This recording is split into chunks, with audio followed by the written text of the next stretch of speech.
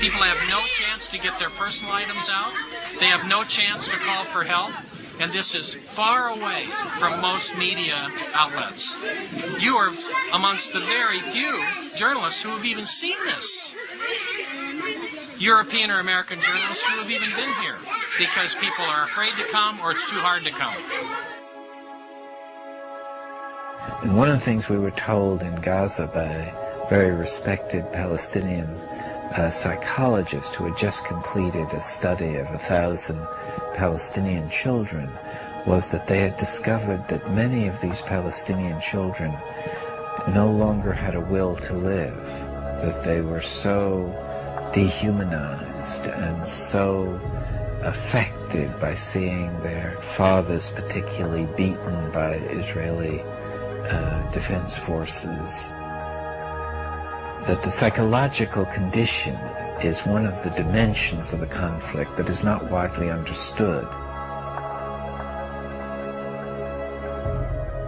Palestinians called for an international observer force that would stop the violence, but this action was blocked by Israel.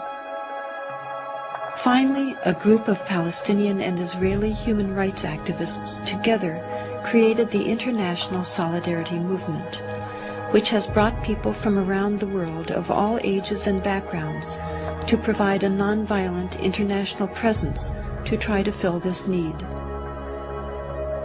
Rachel Corey, a 23-year-old American student, went to Gaza to join in these efforts, sending back emails to her parents.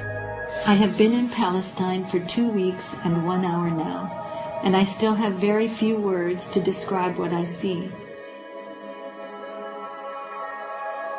It is most difficult for me to think about what's going on here when I sit down to write back to the United States. Something about the virtual portal into luxury. I don't know if many of the children here have ever existed without tank shell holes in their walls and the towers of an occupying army surveying them constantly from the near horizons. I think, although I'm not entirely sure, that even the smallest of these children understand that life is not like this everywhere.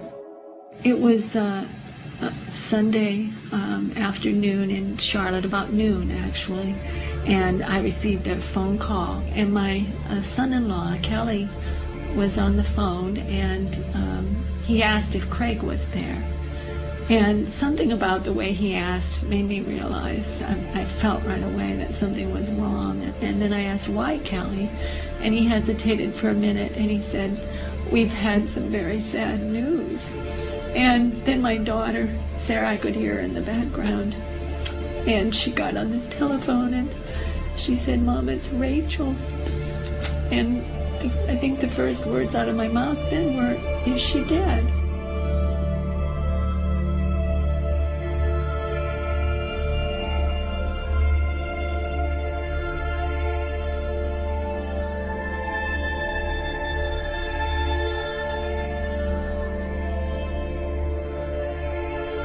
We were opposing the demolition of farmland and other property, Palestinian property by Israeli construction forces and bulldozers.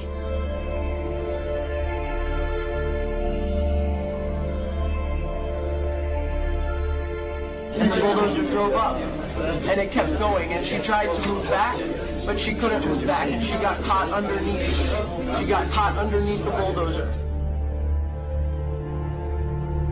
Many other internationals began to surround the bulldozer and yell at it and tell us that there's somebody there, and it did not stop.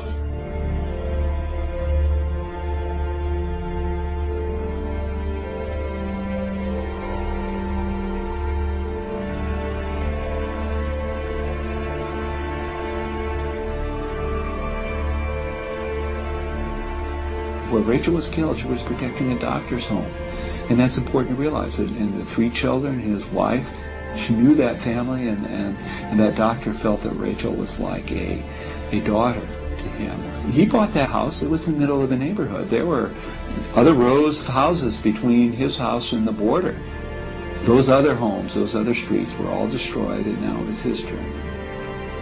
And I've had people say, well, she was in a war zone. And Cindy points out that war zone is people's neighborhoods. Those are children. I'm here for other children. I'm here because I care. I'm here because children everywhere are suffering, and because 40,000 people die each day from hunger. I'm here because those people are mostly children. We have got to understand that the poor are all around us and we're ignoring them.